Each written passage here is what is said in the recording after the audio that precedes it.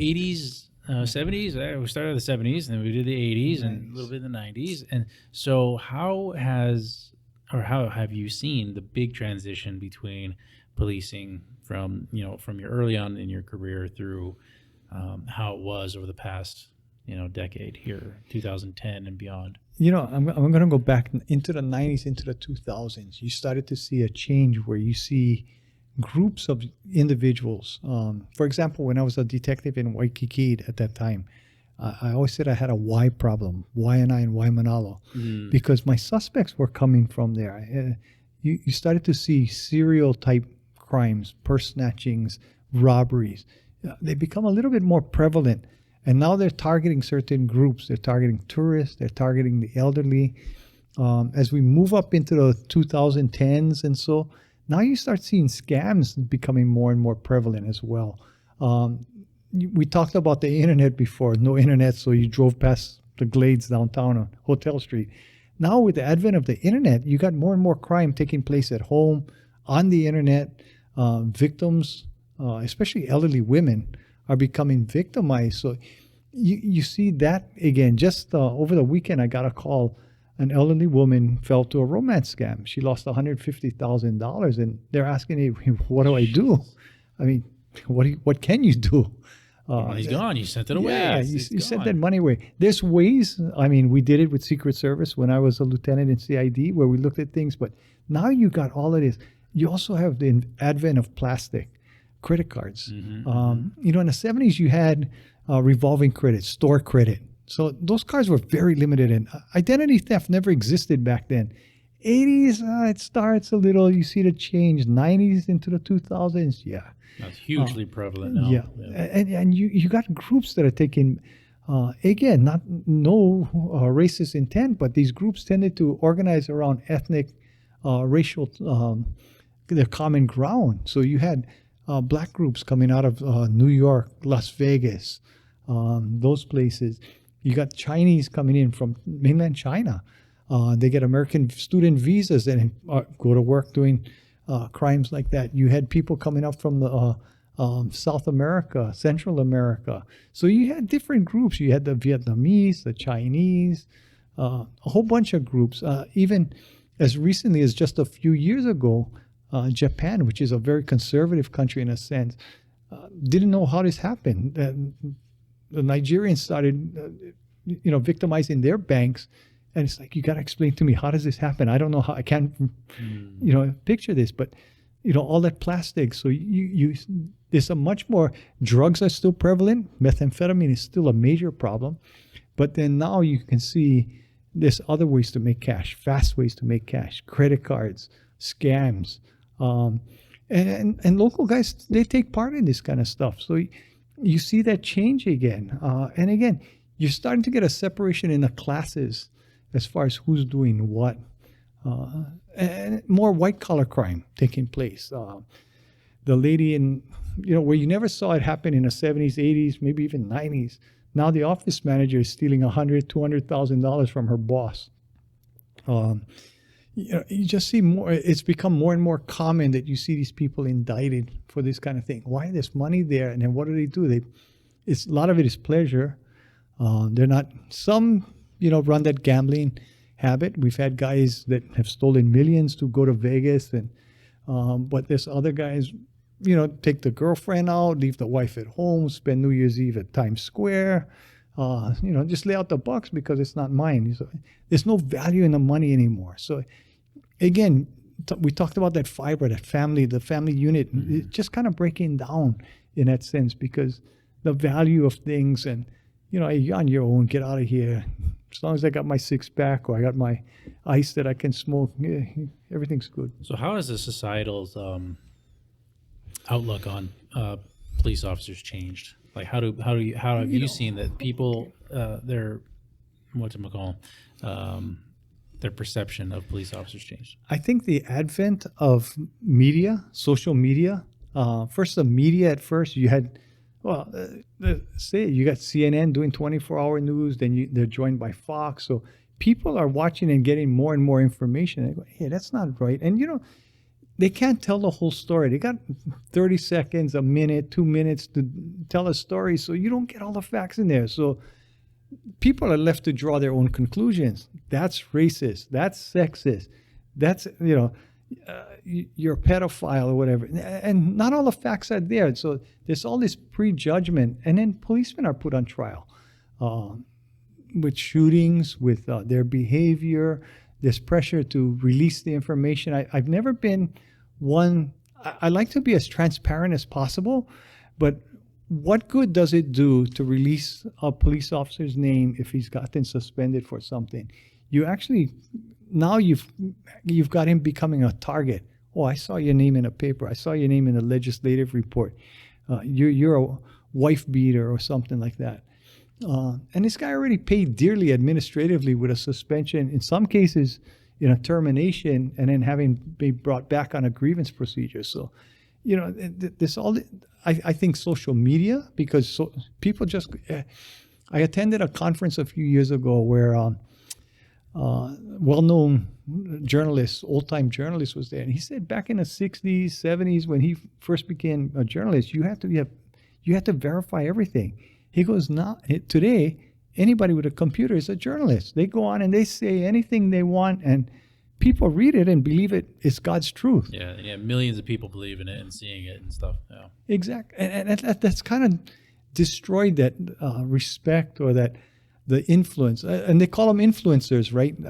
I mean, we had some publicity with some during the pandemic, where they were influencing, their influencers. They were traveling internationally to come here and just violating all the rules. And it's like, what, you're taking away more and more of the police officers' power and respect in that sense. The court rulings have just eroded what the police can and cannot do. And it hurts the public. It's not the police that get hurt. It's the public, because the police officer can no longer do this. And all because the court ruled that, we violated the poor victim's rights. Well, suspect's rights. What about the victim? Society is the victim here. The courts have just expanded their decision-making. And granted, some police officers now, we've had a lot of cases of notoriety where they've been caught lying or caught doing different things. A lot of them have been, terminated, fired. But that's not a reflection on all the police officers. But these court rulings affect all of the police officers, what you can and cannot do. And society is the loser for that, because what you're doing is you're just watering down and the criminals know it. I'm sure you've had criminals tell you, hey, what are you going to do? I mean, I've had people tell me, go ahead, call the cops. They don't do nothing. So there's that, again, and I think a lot of it is the pressure on the police officers to do more with less. The caseloads now that the patrol officers and the detectives have is just unmanageable. You can't, there's no way humanly possible that you can get to all these things and take care of things. Why? Because we never kept up. There used to be a rule of thumb, and I want to say it's about 3,000, 4,000, or 5,000, something like that. I can't remember what it is, of the population for every policeman you have, or police officer. And I think we lost that. We really watered it down. So we don't have enough, because, even if it's 1,000 to 1, you got to, or 10,000 to 1, we're still below. Yeah. You got all these people calling to make complaints, and you got one policeman to answer that. So we never kept up with that. We let the politics got away from us. The funding got away from us. It went to other sources. And it's not that police are the primary, but you think of government's role. It's to protect, one of the major roles of any government is to protect the property and the lives of the people within that area. We got an infrastructure and all that's definitely needed. But, if you're not safe, your house is not safe when you're gone. Yeah. Well, what good does it do? So I wanted to ask this question before we close out here. Why, or what is your big why on why you wanted to become a police officer and why you stayed? Okay, good question. I was 18 at the time when I took the test. I was heavily involved in a police activities leave. My father worked for the police department at the time, and I'll take the test. And like I told you, I was there, 2,000 guys. He says we're only taking 10. I was too embarrassed to walk out of the cafeteria, so I stayed and took the test. I scored number 3 out of all the candidates, and they rushed us through really fast. So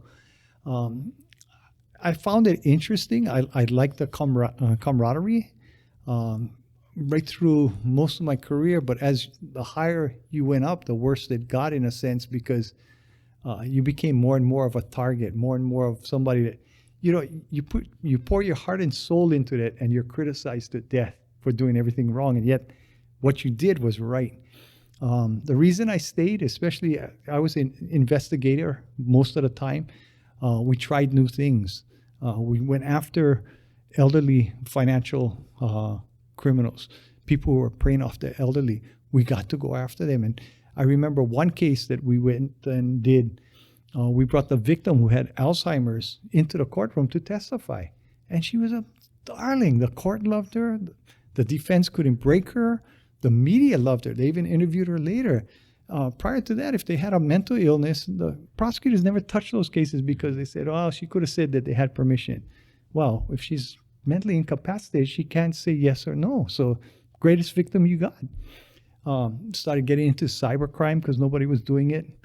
Along with the elderly, one thing that really pushed me that way was I saw a man come in trying to represent a woman who was being victimized by her granddaughter. And he had everything. He explained it to the desk sergeant, and the desk sergeant told him, "You don't have a case. You got nothing." And I walked outside and told me, "Let me see what you got," and you got a case.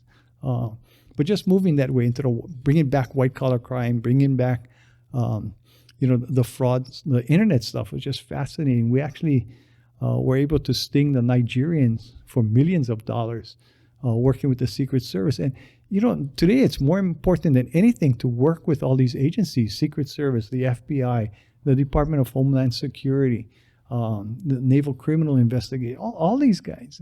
It's just so important to work together with them because you pool your resources that way and you get a better result. You're servicing the public. I think one of the big things I always wanted to say was the satisfaction of helping somebody and moving in that new direction was really important to me. So what kind of advice would you give to someone that is possibly seeking to join a police department, any police department nationwide, today in this day and age? It's going to be challenging, but it's going to change. You have to come in knowing what's going on out there. I think your greatest asset is your mind, knowing what to do, knowing the rules, knowing the laws, knowing the policies, knowing the crooks and how the crooks operate, that thin blue line. You've really got to get into that stuff. And it's the greatest job in the world. And I think we need leaders that are going to come back and bring that respect back to us. The police officers nationwide, you have some that are really trying. You have others that are complete failures. So I mean, it's a difficult thing, and it's not only happening in police work. You see it in other industries, but I think the leadership really has to step it up.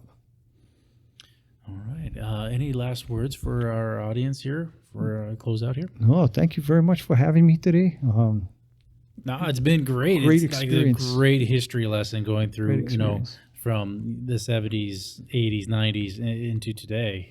It's just from my eyes, things in society have changed so much. Just 11, 12 years ago, we didn't have iPhones. Right. Right. There was no smartphones, and now everybody and their children has smartphones. They're not phones; they're computers. They're little computers in your pockets. So just in that one aspect, you can see how much society has changed and how much dependent we've become on technology. Well, that translates into all these other industries too. Police officer, law enforcement included. And the crooks, it gives them another tool. Yeah, there's always that caveat too. It's like it's a double-edged sword with technology. Yeah. It's more easily accessible, but it's also you're more easily, scammed. And we I think see that now with cryptocurrency and the crimes that are going on with cryptocurrency. It's like, oh boy, it's a whole nother realm. going back to your question, the police officers need to be smarter. So I mean, it's taking more. When I first started, it was the brawn that counted. The big guys, bust them up, beat them up, no problem. Now you've got to be smarter. You've got to think fast. You've got to think on your feet. You've got to the internet and all these things that are, what is an IP address? What's computer fraud as opposed to computer damage or computer unauthorized access?